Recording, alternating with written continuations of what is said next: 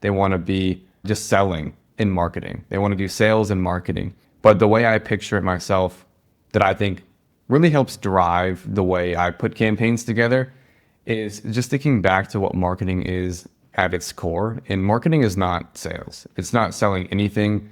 There is no monetary transaction in marketing. That's all sales. All marketing is helping your prospect and solving problems for them.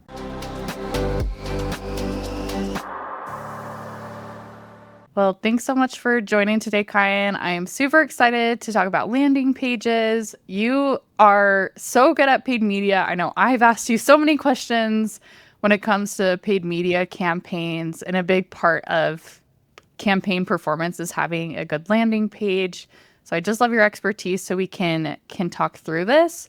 I know sometimes people get a little bit confused about the purpose of a landing page for paid media, especially like if we're talking about like a pay-per-click campaign on Google, or even like some just image ads that we have on LinkedIn that are going to a landing page. So what's the difference of a page like that versus just like a standard web page? Yeah, well, first off, happy to be here. And yeah, there's definitely some big key differences between a normal website page and then a specific landing page that you're using for a campaign. I mean, structurally, they'll be similar, but they have a very specific purpose, right? I mean, if you have a main website page, you're going to be pulling in traffic from different ICPs, different industries. It's probably linked on your main homepage navigation. There's a certain purpose being served there. Whereas with a landing page, you have one very specific niche purpose for that landing page. You're likely creating that for one specific audience, maybe even one little niche of that audience or segment of that audience for a specific industry, and then always geared towards one specific asset or content type, whatever it is you're offering, whether it be a demo page, some other landing page, a content download page. But at a high level, you need to speak to that audience more. Typically, you know that you're going to be in that sort of one-to-one conversation with that one person, or that one ICP with a few more people that you're going to be bringing to that page. And so you need to speak to them. There's a lot more that goes into it, but the thinking process behind a web page versus a landing page will be drastically different because of that kind of goal behind it and what you built it for, what the purpose is. Yeah, I think that makes a lot of sense. Sometimes we talk to clients and like, why can't I just send them to my homepage? What are your thoughts on that? Depends on the homepage, I guess. I mean, most often the answer would be ideally not. I mean, there are use cases for it. Budget constraints can be a thing. If you have a very small website and your homepage is your main page, then maybe we can make it work. But for the most part, a homepage serves a much different purpose. It's kind of like your front door to your business. You're trying to do a whole lot more and welcome your prospect or customer in without selling them right away. And so you're probably talking more on your homepage about who you are, what you do at a high level. But translating that to a marketing sense, even if your homepage does a really good job of explaining what exactly your business does or what the output is, the odds are what your marketing audience or what the audience you're marketing to needs is not sales right away. The vast majority of the people visiting your website are going to be cold. They probably haven't heard of you. They may just be at the very beginning stages of experiencing the pain from their issue or beginning to have that motivation to find a new solution. And they're probably not ready for sales. They're probably not ready to click a contact us button in the top right away. But they need more content in a way. They need more value first. They need to know why. They need to learn more about the pain that they're feeling and how you solve that. And typically in marketing, of course, it's done through content. It's done through different types of offers, whether it's an interactive assessment or an ebook or a downloadable or a buyer's guide or a report, just as an example. But end of the day, you got to picture the marketing funnel a lot bigger than a homepage. And the homepage is probably not your best bet when it comes to most marketing campaigns. Yeah. Okay, there's a lot I want to pull apart from that. I think first is the homepage is sometimes people might be like, I like I gotta create a new landing page for everything. And my response to that is, well, we can still pull elements from the pages you already have. So like maybe you have a really good explanation of your product on the homepage that you could use still on a landing page. With that being said, still like we want to customize the offer to whatever campaign you're running on and the goals of the campaign. But you can still use elements from other pages you have and use that so you're not starting everything from scratch. And the other thing I would love for you to dive into more is how do you break down campaigns? Because you talked about like we have maybe bottom of funnel campaigns that are going to be maybe like book a demo or contact sales or things like that. And then we have other campaigns that are trying to drive to more content, maybe like ebook downloads, things like that. So how do you how do you coach clients on like how they should maybe set up these different types of campaigns? Yeah, good question. So to start off with the first part of the question on using elements from the homepage. And yeah, for sure. I mean, if you have an existing website, you don't need to start and reinvent the wheel every time. And probably a lot of the content that you use on your homepage, depending on how it's structured, can be reused in that landing page. It's more of just twisting what you already do to fit a certain segment or audience. Typically when we do create landing pages, we're not making everything from scratch, but we're pulling copy from the homepage, maybe from a certain solutions page, from even the about us page or a learn more page, or pieces from the contact page, pulling a form from some other page as well. And so it's a lot of new content, but also a lot of pulling what already works. And again, at the end of the day, I mean, if you have a very defined brand messaging and kind of what your main value proposition is, how you help the market, how you serve them best, then all you're really doing is modifying what you already know and what you already have. And if you can use those resources, then you can put yourself in a pretty good spot for that. So then moving to the next part of the question about campaigns, then, and kind of how to structure campaigns. You mentioned you'll have, top of funnel, mid funnel, bottom of funnel. And that can always be sort of a teaching moment for, depending on the clients you have. We work with a lot of, as you know, marketing people, but also a lot of salespeople, a lot of startup owners, CEOs, people who may be, aligned with the marketing world, but not so much in the day-to-day as an actual marketing strategist. And so you do have to coach a little bit to find out that what a lot of people want to do is just, well, here's our product. It helps people. We solve issues for them. So let's push them towards this product. And that's typically what a lot of people want to do. They want to skip to the front of the line. They want to be just selling in marketing. They want to do sales in marketing. But the way I picture it myself, that I think really helps drive the way I put campaigns together, is just thinking back to what marketing is at its core. And marketing is not sales. It's not selling anything. There is no monetary transaction in marketing. That's all sales. All marketing is helping your prospect and solving problems for them. It is the act of genuinely helping people. And if you can do that in your marketing, then you'll kind of naturally create that funnel of, awareness, consideration, and then selling at the end. But that can help you drive then, how can we put yourself in their shoes? How can we help this prospect? They don't know what their issue is. Let's say they have no idea. They feel pain. Let's use awareness to help them become aware of that pain. And maybe that is showing a quick video of a thought leader at the company and showing that on a LinkedIn ad or in an organic social post or in a landing page to a prospect, but getting that content in front of them in different ways. And then maybe it's, okay, they're aware of the pain point now. They know they have a challenge. How can we help them next? And maybe that's some sort of, marketing asset in the middle. Maybe it's, lower towards the funnel and it is a buyer's guide comparing you to other competitors in the market. But again, it's if you put yourself in their shoes and think about, how can we help this prospect? What do they need? What pain are they feeling? How can we help them?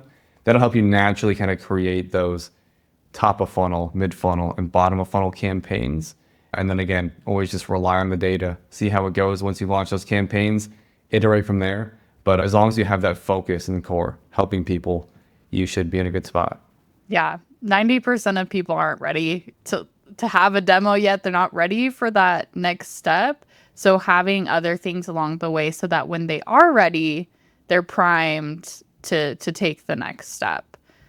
So want to dive into a little bit more of the tactical side of things. Like, what are some good elements that should be included in a landing page?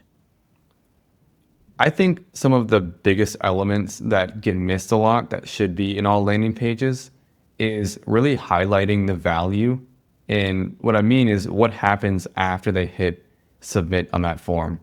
What happens after that? They may be getting a meeting booking, they may be talking to sales, they might be getting a downloadable asset, they may be filling out a form to get a report back. But what a lot of landing pages do is they highlight still the benefit of the end result or the product on a landing page. But you don't get that product or that service or that solution when you click submit. If it's like a SaaS free trial, that might be an outlier there. But outside of that, you're not getting the product there. You're either getting an asset or you're talking to a person. And so I think a lot of landing pages need to highlight that transformation. And maybe transformation isn't the right word there, but what do you get once you hit submit? What are the 3 bullet points that you're going to happen or that you'll benefit from after you hit submit immediately? And we definitely live in the world where everyone wants instant gratification, and you have to kind of fall in line with that on marketing too and show what happens after that. And so that's one of the biggest downfalls I see that kind of goes into what I think should be included in it is highlighting what happens next. Along with that, I think people can also typically just add a lot of information that they see on other landing pages, and they want to make it almost a certain like readable length that makes sense to them. But kind of going back to my initial answers too, I'm thinking about helping people when I'm doing marketing. And so if I'm the prospect in this situation, what do I want to see when I get to this landing page? Well, they probably want to see what's going to happen after they hit submit. They're going to want to know what exactly is included in whatever they're submitting that form for. They're going to want to know how that will benefit from them. If it's a newer company, they'll probably want to see some social proof. So maybe that's testimonials, maybe that's a case study that's relevant to their role or their industry on the page as well. And along with clear call to actions, of course, any good landing page, you're going to want to have a clear call to action. And I always like to keep it to just 1, maybe 2, if you really want to have like a secondary one. But ideally, you're making a landing page and you have 1 goal there. And so you don't want to give people too many options or too much autonomy to do what they want. But really, you made this page for a purpose. You are putting yourself in that seat to help them in the way that you see is best fit. And so kind of guiding that journey as best you can as a marketer, I think is a good way to put that together.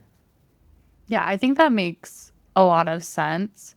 Another thing well, Google has what's called a quality score for people who don't know. So you set up your campaign, you have headlines, keywords, things like that. And at least what I've noticed a lot of the time is people spend a lot of time either picking the keywords, spending a lot of time picking good headlines and stuff like that, or they spend a lot of time on the actual landing page, and sometimes the two are not cohesive.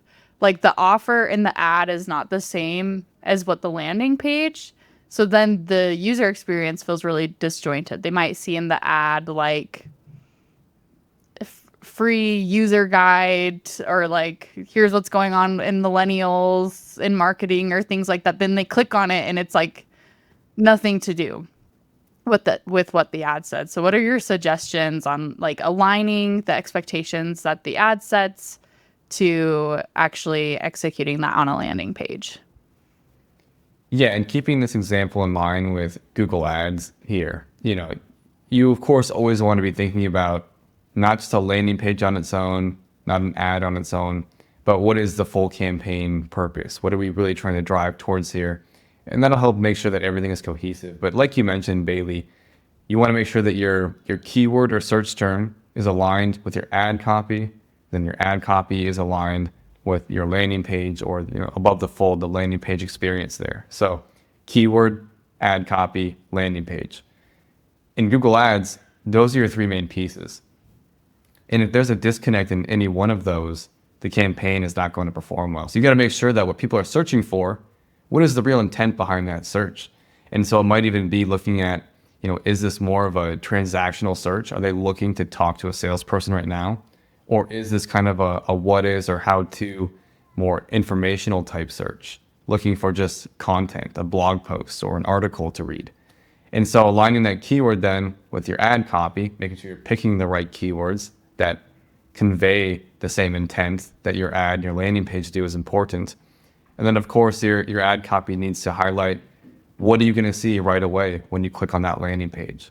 The headline on your landing page should be very much correlated with your ad copy there for sure, so that they know I clicked this ad and I'm seeing exactly what I intended to click on, not a completely different landing page, not something worded a little bit differently that kind of makes you think about it a little bit more. Any confusion just is not helpful. Some people like to kind of call it curiosity instead of confusion, but I think at the end of the day, people being confused just creates more disconnect, in that you have to have those aligned in order to have a good cohesive experience. Yeah. And once someone gets a campaign launched, what are some of the metrics that you look at to evaluate the success of a campaign? Yeah, and evaluating success will vary much so depending on what the client's goals are, of course. But in a typical scenario, we'll keep the idea going of running a Google Ads campaign to a landing page. There are a few key metrics you'll look at. Of course, on the front end, you'll be looking at impressions and number of clicks and things like that. But once you get to the landing page, a couple key metrics you're looking at are one, the click-through rate, to see from ad copy to landing page, how much is that resonating? But really the core metric for any landing page then will be conversion rate. So the keyword did its job, the ad did its job because the person is now on the page. But if you have an above average click-through rate and a below average conversion rate, then that's telling you that your landing page is likely the weak point there, as long as that is a conversion-based campaign. You can always talk about dwell time and bounce rate and things like that together, different metrics depending on what your goals are, but typically you'll be going for conversions. And so that conversion rate metric is a key point or KPI to look for to understand how well is your landing page performing against your other options or against the competition as well, or other players in the market. And so if I had to pick one metric to look at for landing page performance, it would definitely be conversion rate, and then kind of work backwards from there. Yeah, I think that makes a lot of sense. And I love your idea earlier of just setting expectations of what's going to happen when someone fills out a form. Like that is the price people pay. And a lot of people don't want to put in their information because they're worried they're going to get spammed or whatever else. So that's a good metric to keep an eye on so that you can make tweaks along the way to improve that conversion rate. So we've already talked about a couple of these, but what other common mistakes do you see getting made on these landing pages? It's a good question. There's definitely a lot you can see. If you're in the marketing world for a while, you'll see a lot of bad landing pages. You'll see a lot of mistakes on landing pages, and you'll be in the mix of them yourself at times as well. But a few main things I would see is, if you have a bunch of good content, but no clear call to action. It's just a page with information. You might have that transformation on there. You might have great content, and maybe you're promoting some sort of asset, but maybe the conversion process isn't laid out super well. Maybe your CTA buttons aren't very prominent, or maybe you have to click to an entirely different page to actually convert on the website.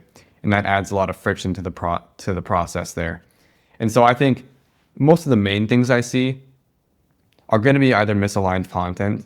Maybe you did make a new page, but maybe it pretty much matches the homepage and the content isn't really tailored to the audience that you'll be targeting to and sending traffic to.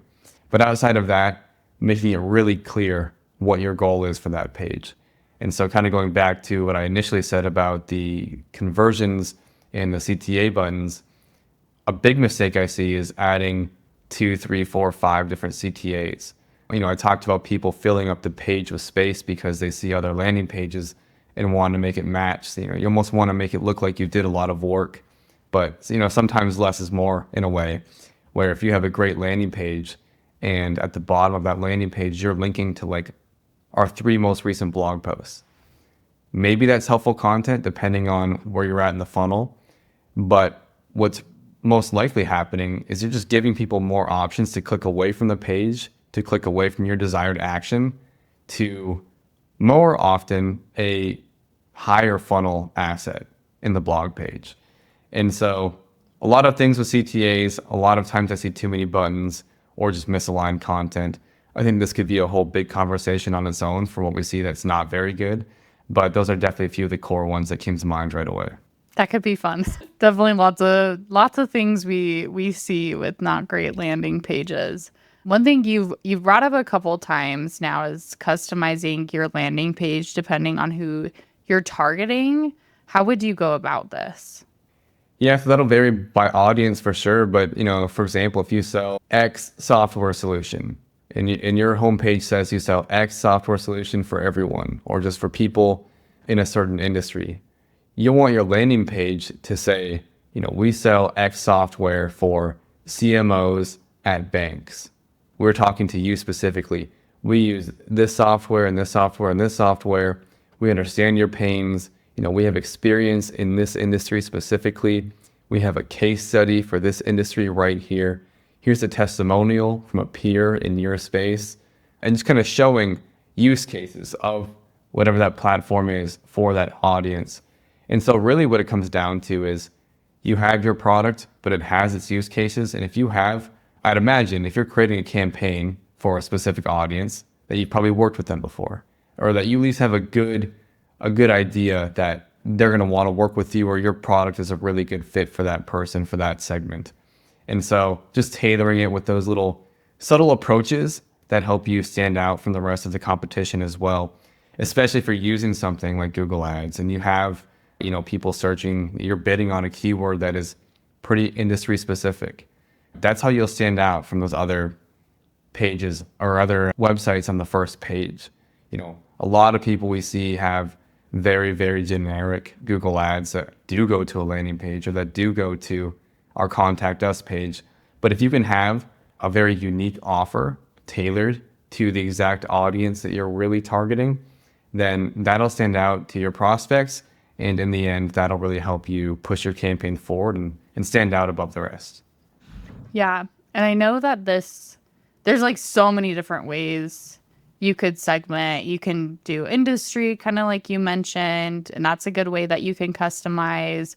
But you can also customize it based on job title. Like people at the C-suite are going to care about things very differently than people who are managing projects. They might want more tactical information. So there's a lot of really good ways that you can customize it based on your audience and what they're really looking for. Great. Well, we covered a lot of things when it comes to landing pages. I know this is just something really important when we're setting up campaigns, and especially if you're focused on trying to grow your business and get more customers or just get more brand awareness out here. So, but thanks so much for joining today, and looking forward to chatting again here soon. Yeah, for sure. It took me long enough to get here, so happy to be. Yeah, we finally got a chat. Great. Well, thanks, Kiyan. Thanks, Bailey. Thanks for checking out Tech Qualified. This show is brought to you by New North, a marketing agency that helps turn your small, scrappy marketing team into a growth engine. To find out more about New North or check out more episodes of this show, go to newnorth.com/techqualified.